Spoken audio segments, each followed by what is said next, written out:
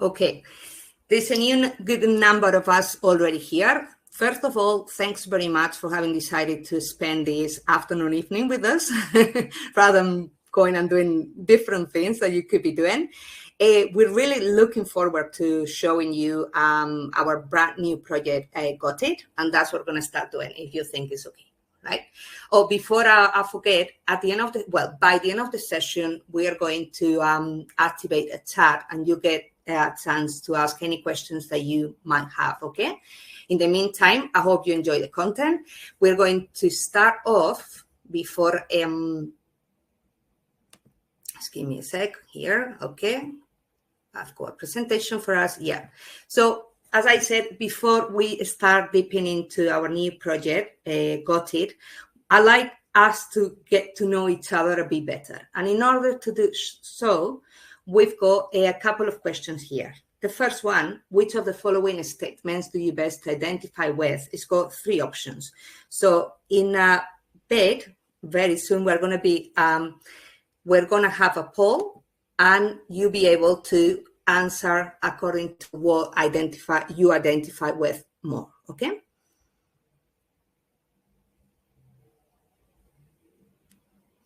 I don't see any results yet.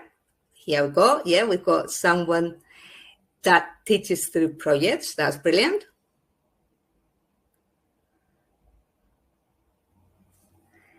We also have some participants that still work with textbooks, but do projects like 3 projects per school year, yeah? And someone as well, maybe more than one of you, that would like to work through projects but don't have time to prepare the materials for it. Okay. And figures are growing. Okay. So basically, okay, we've got a bit of everything, yeah, here today. Like some of you are already familiar with working through projects. Some of you still combine textbooks and projects, and some of you would like to find out more about how to work with projects, and you don't have time. Time is always a problem to to prepare all the materials that you need to do so. Okay, and the second question, just to carry on, as I said, getting to know each other a bit better, is about the subjects that you currently teach. Can you give us a bit of information about that, please? Okay, we've got natural science teachers, social science, arts and crafts.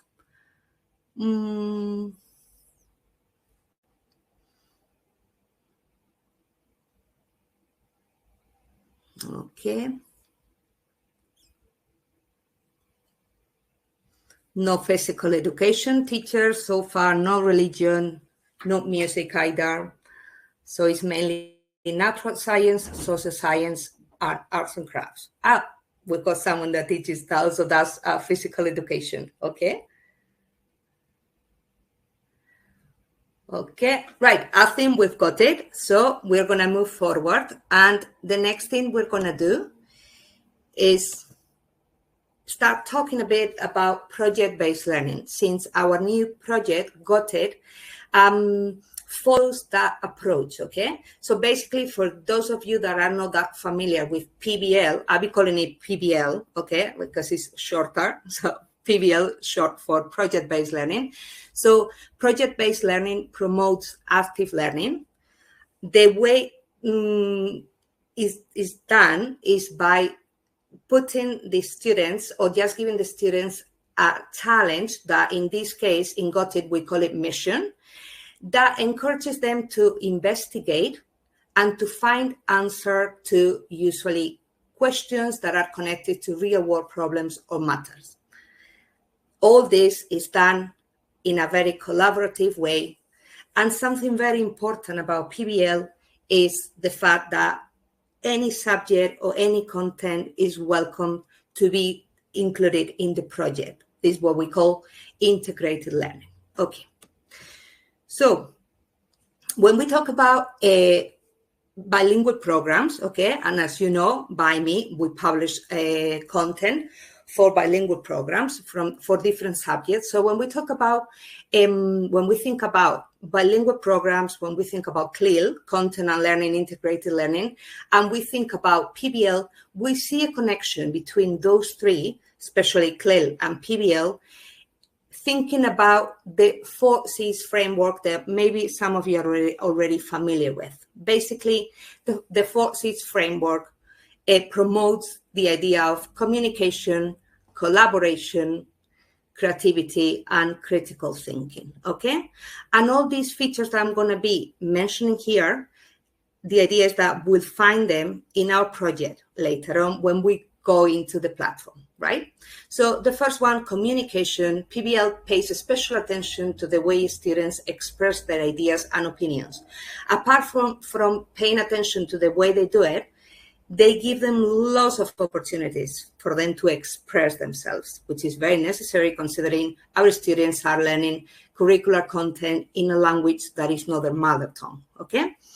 PBL also exposes students to an audience different to the class, trying to make public the final products of the project. So it's not just about making or coming out with a final product. That could be anything. We're going to be looking at some examples also later on. It's about sharing that. And we could share the result of our work either in front of the families, for example, but also we could share it in social media if the teacher decided to create an account in which students don't have to appear, okay? But the work with them could be published, for example, okay? So it's about reaching a big audience, basically. And it also offers students tools to reinforce and help with communication. We are also going to be looking at that later on when we see an example of one of the projects we are offering you, okay? The second one is collaboration. So it's about finding opportunities for students to share their knowledge and findings through cooperative work techniques. And it also promotes pair and group work. This is also something we'll see easily when we look at the projects, okay? And the last two C's, creativity, it outlines issues and problems from different point of views. The idea is that students should be able or can find different opinions and solutions to the different questions that are given, okay? And also, this is very important, the final product, the proposal we give them to do as a final product doesn't necessarily, it's not expected to be the same one. It's not expected to be like the one my classmate is done, okay? So that's when creativity gets into it, okay? And it also promotes the use of students' knowledge and strategies to come up with different results. So it's the idea of this is the result of what I've done, and it's different to the one my colleague, my classmate is done. And the last C, critical thinking, it outlines open and driving questions. So the starting point of a project, any of our projects, is always going to be different questions that are called driving questions that don't have a single answer. We're also going to be looking at what type of questions we should be giving the students in a bit, okay? It also guides students in the process of research, but without giving them solutions or answers. So in a way, PBL makes students more responsible for their learning too, yeah? And it encourages them to find solutions to problems, to questions, etc., okay? The same, okay, very similar to what I've just said, students to do research, compare, and decide what the best solution is, okay? So this could be a general overview of what project-based learning PBL is, okay?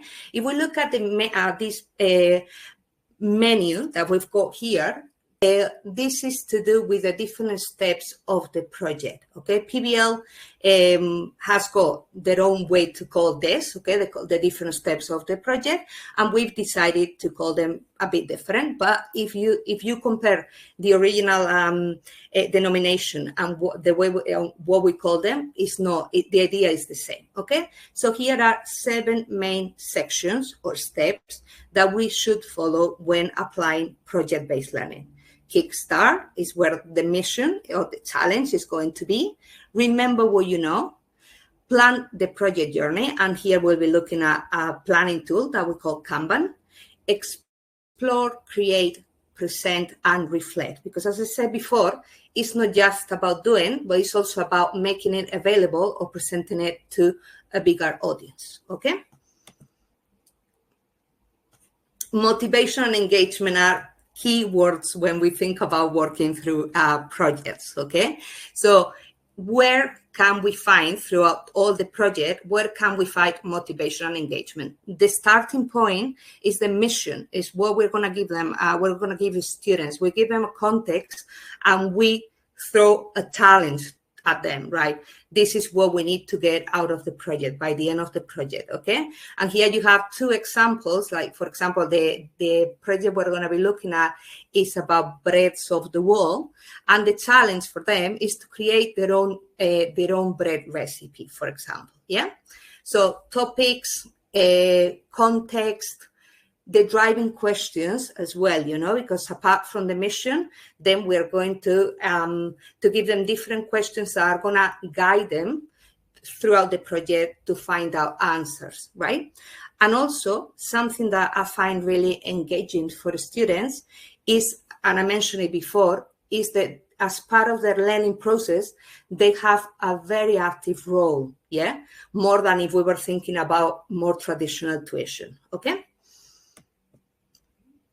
So talking about driving questions, here you've got an image of what we're going to be looking at live inside the platform later on. But I just wanted to show that to you connected to the driving questions, okay? We said we always start off with a mission or a challenge. And after that, we give students, in order to help them with the process, we give them different questions related to that mission or that challenge that we've got as part of the project. Okay, those questions should always be open to research, and we're going to be looking linguistically what type of questions are powerful, are better than others, okay? So always open to research. They might have multiple possible answers. We mentioned that before. It's not about all of us getting the same answer. It's about finding out what options I've got and deciding for the one I think works best, okay? Also, those questions are thought-provoking and invite reflection, are motivating, are engaging, as we said before. They stimulate curiosity and creativity. Creativity, remember we talked about it when we mentioned the 4 C's, are connected to the real world, one of the bases of project-based learning, real-world problems, real-world learning, okay?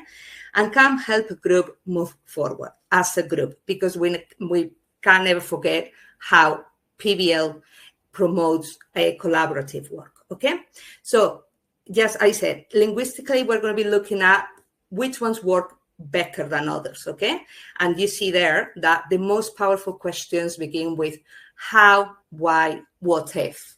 What if, and that could lead to anything, any investigation that I do, and I'll come back with different answers or different solutions, okay?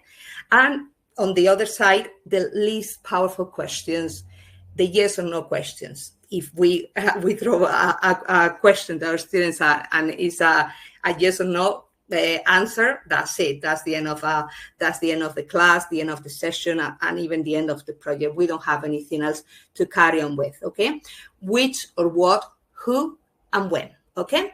So I mentioned, you see there a picture of, this is an example of the different questions we've included in every project that we are offering as part of Got It, and we'll see later on how the tool works. Don't forget that Kanban is important as part of our project. Okay. And last but not least, lifelong skills. Okay. So PBL pays special attention to the development of all these skills and even more. Okay. And when I talk about PBL, I'm talking about Got It too. So this is, I've included all this here because it applies to our brand new project, Got It. Right? Creativity, leadership, communication, problem solving, critical thinking, adaptability, public speaking, very important, yeah? Again, it's not about doing it, it's also about sharing it, presenting it in front of an audience, right? And training all these skills in the school years will ensure application of them in their adult life. Yeah, the idea is whatever we practice and we do at school, we probably take when we talk about lifelong skills, we probably take that with us forever, for the rest of our life, hopefully. Okay, so having said all this, we are going to get into the platform for you to see what we come up with, okay? So I'm going to stop sharing my presentation, and I'm going to go into our website.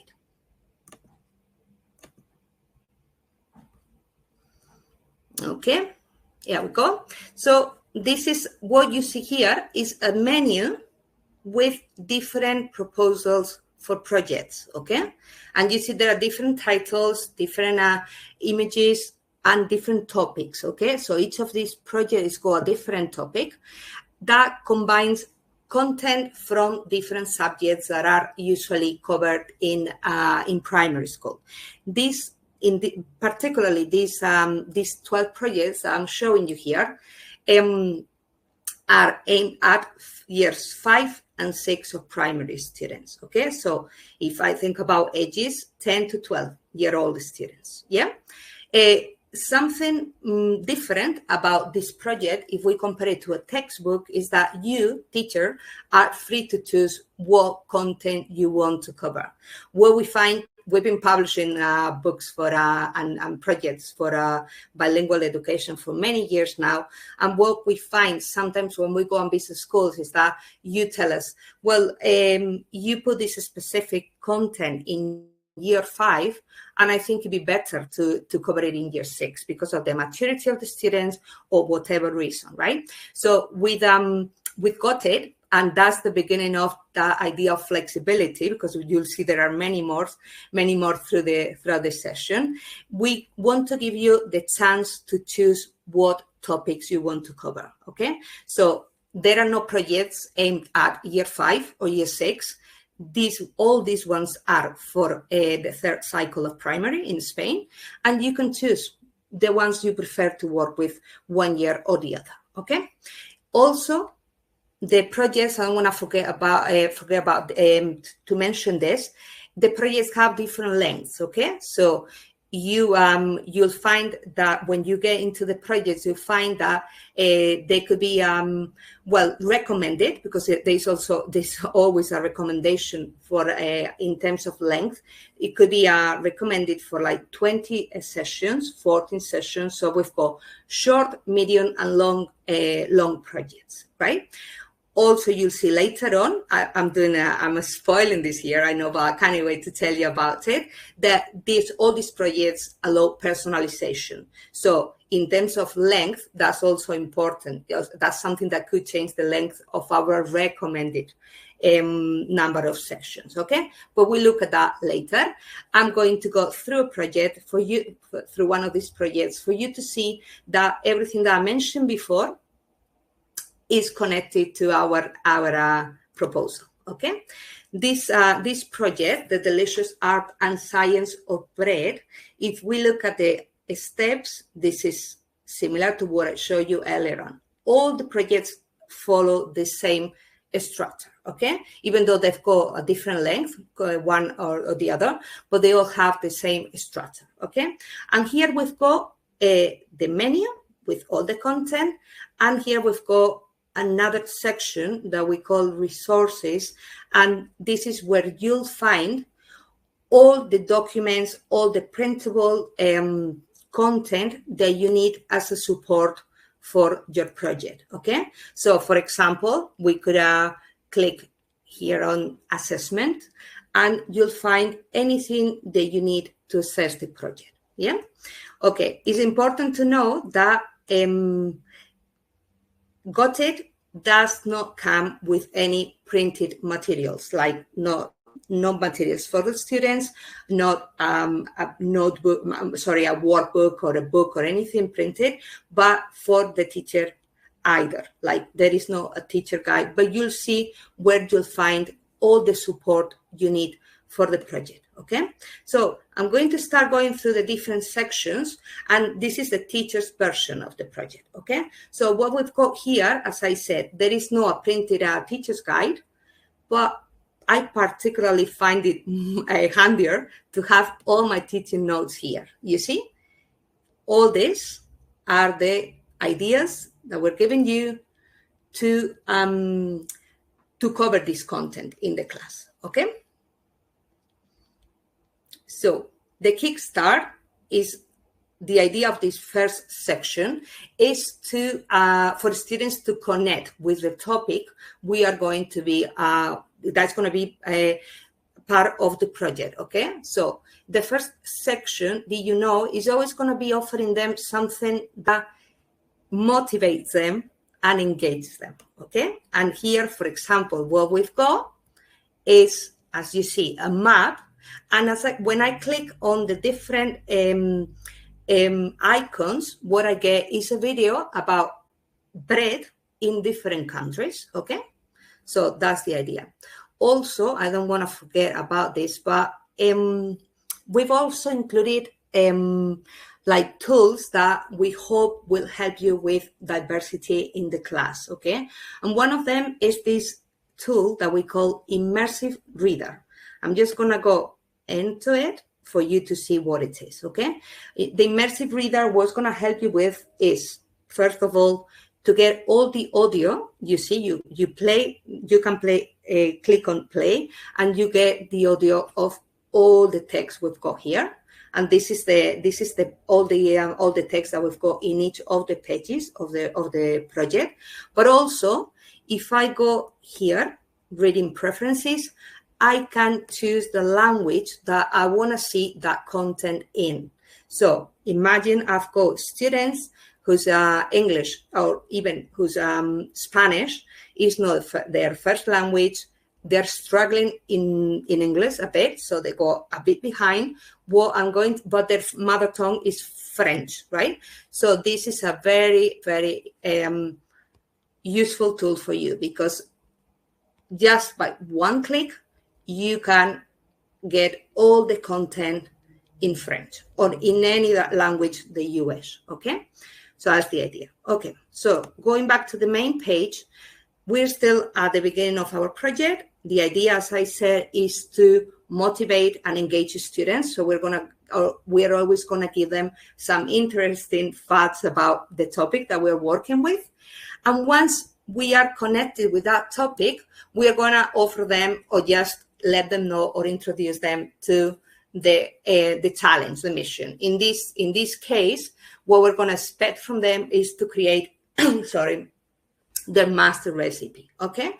And just the third section of this first Kickstart section is about the content and the objectives that we are going to be covering when we go throughout the project, okay? So once we've done that, what we've got is the idea is to connect with previous knowledge. That's what we call this section, remember what you know, okay? And how we're going to do that? We're going to do it through different activities that we could do on the board in class, or students could do at home, or if they have their own devices, they could be doing it one-to-one, okay? So something important and something I like to point out is the fact that some of the activities, we check the answers, okay? We just complete the activity and see how many we got right. I didn't get any right. And some others, and we think this is very, very useful for you. Students can record themselves and just upload that content for you to mark, for you to check and mark, okay?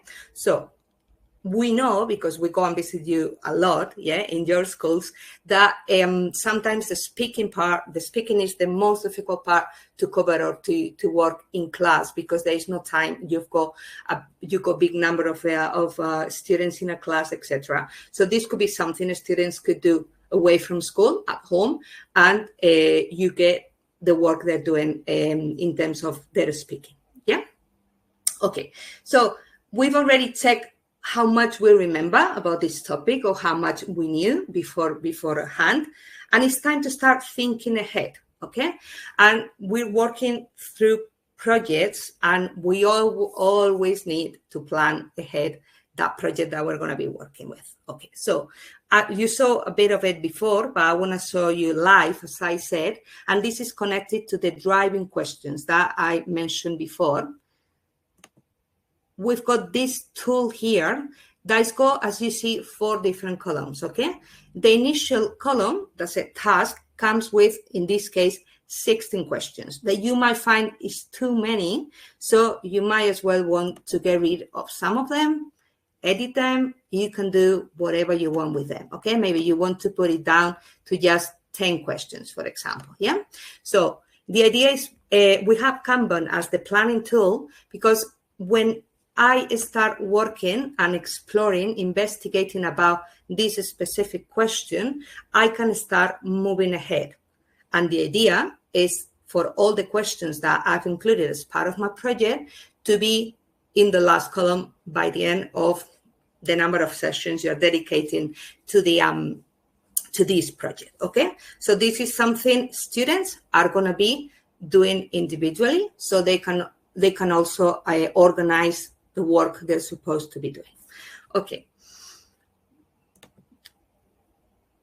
The last bit of the last part of this second section, we're still planning the project, okay? And what we've got here is different sources for information. So we are giving them some support related to the topic we are covering in this project, but as we'll see later on when we see how we can personalize all the content, you are free to include any content you want to add to that if you think is useful as part of the project, okay?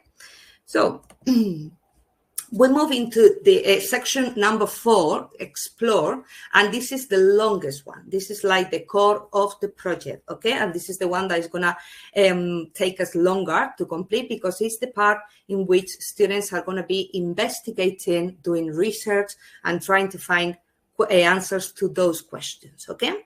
So we've tried for it to be as visual as possible, okay? And for example, you see a picture here also, because we're talking about bread, different types, and we've got audios, yeah, audio files with different content that we like them to learn about, okay? So you see also videos, as you can see, activities that they can do by themselves, or we could do as a group on the board in class, okay?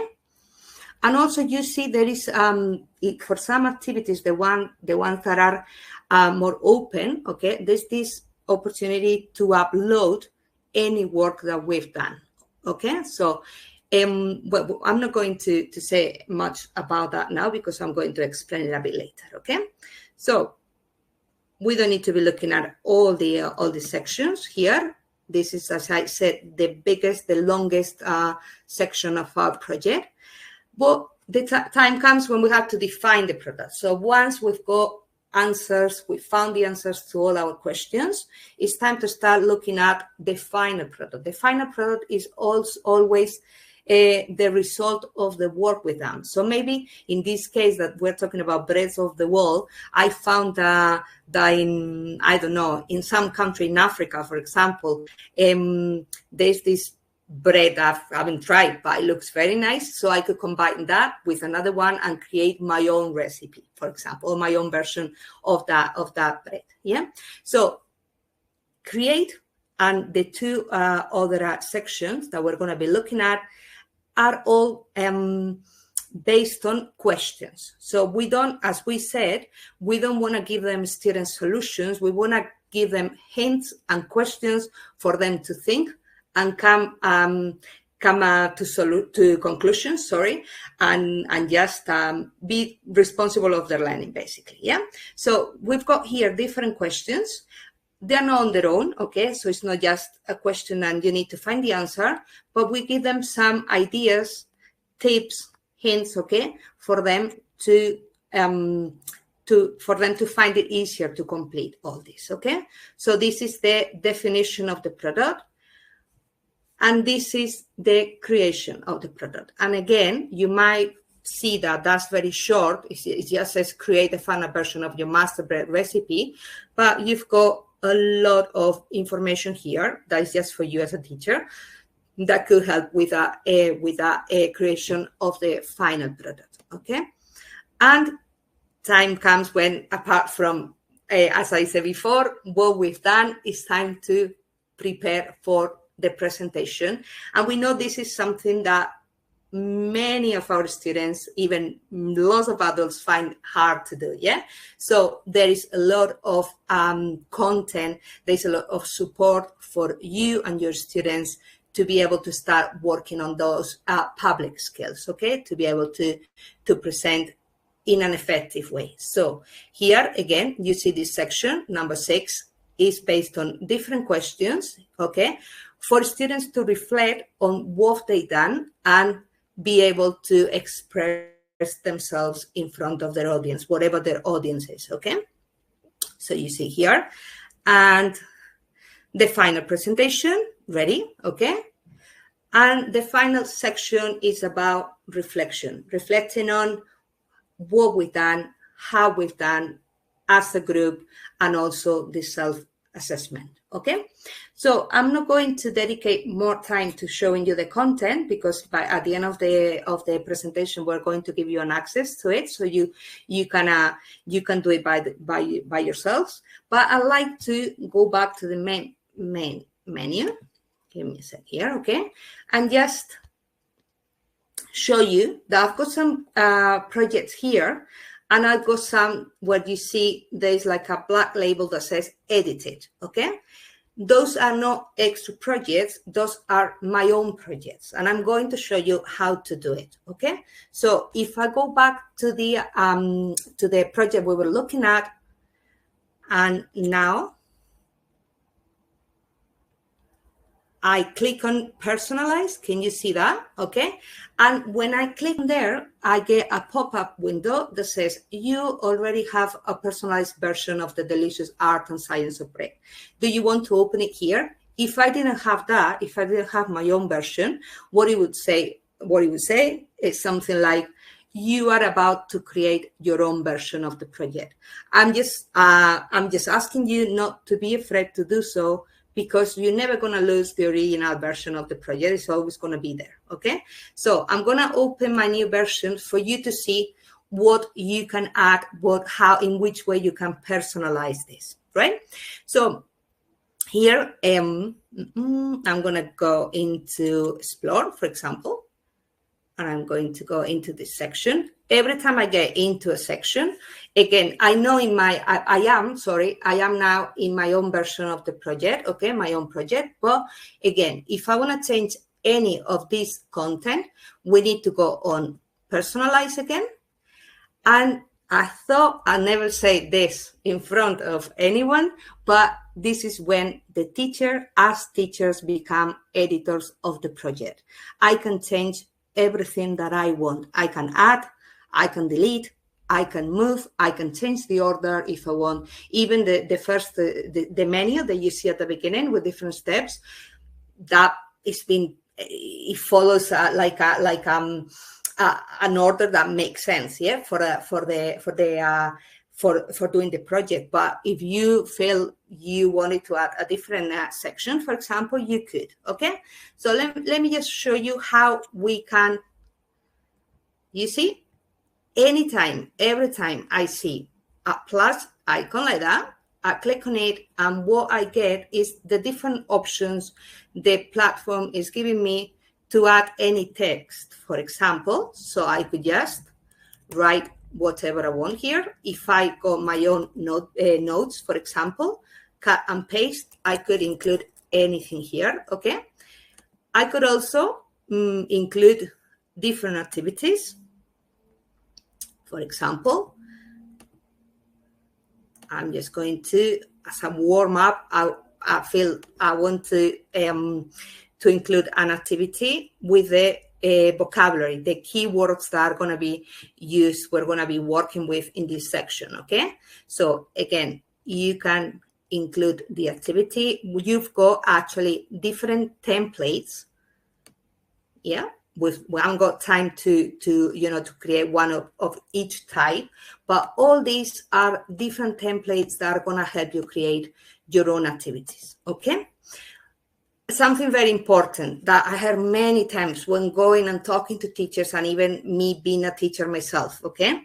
Sometimes we get, when we use textbooks or content that is being published by publishers like us, ByME, we get content or photos that we are not very happy with. Okay, so imagine this. I told you that this is a picture, and if I click on the plus icons, I get content. I got content underneath. Yeah, like an audio file. Okay, imagine this was just a photo, and for some reason, I didn't want to cover all these topics here, like properties of matter, color, extensibility, hardness, etc. Well, I get rid of these three, for example, or even all of them, and or just keep those two. Yeah. So anything that I change, anything that I add, I just have to save it, and that is the own version, my own version of the project. Okay. Okay. So I'm going to stop sharing here, and I'm going to go back to the presentation. Okay. Let's see.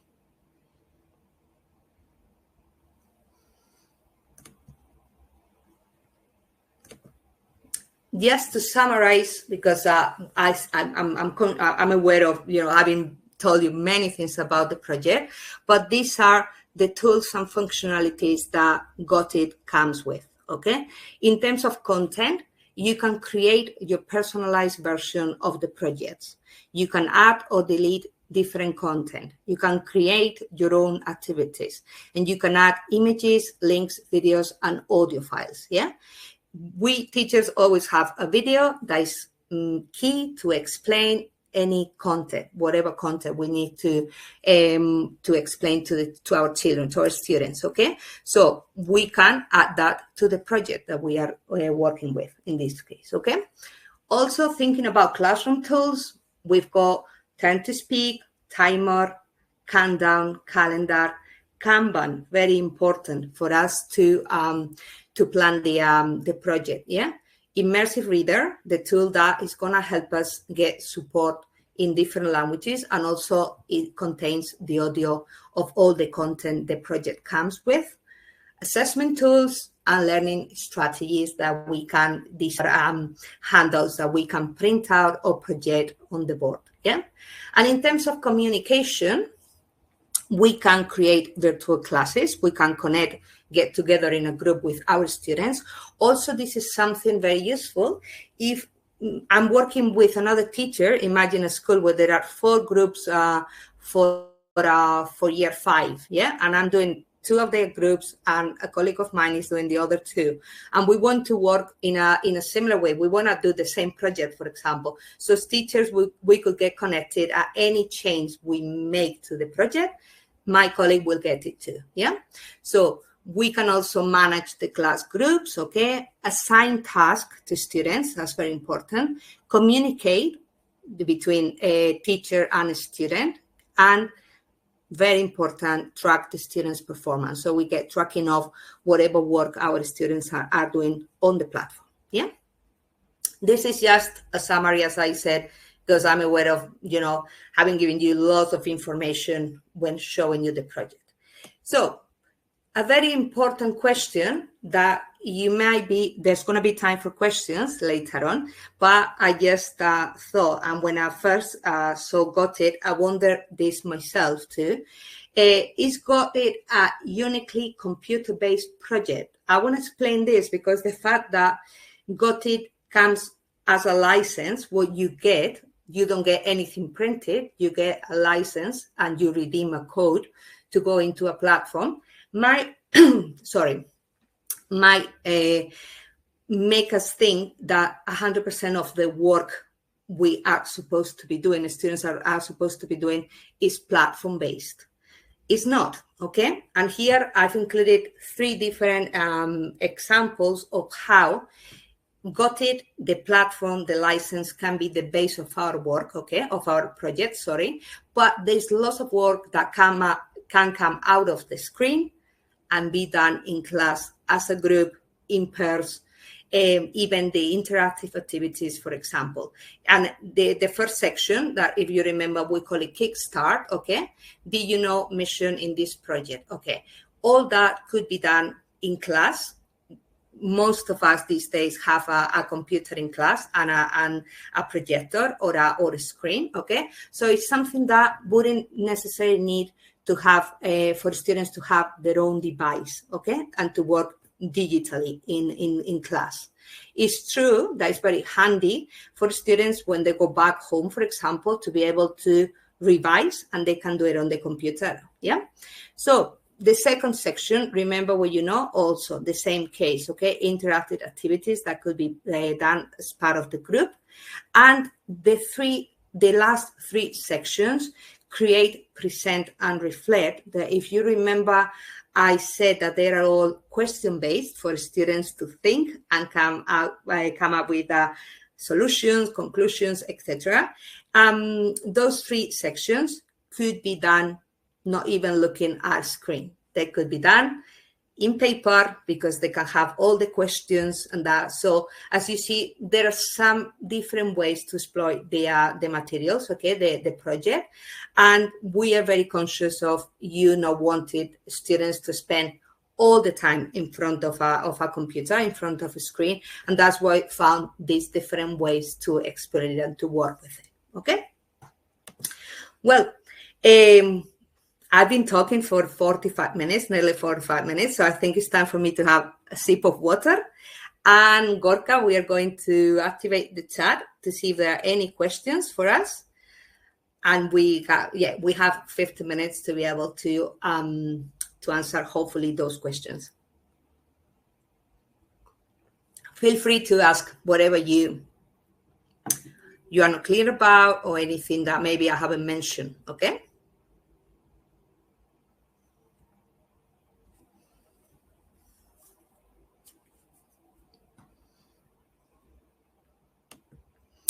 We don't have any questions so far. You can also leave your comments if you want, feedback from about what you've seen, whatever you feel like.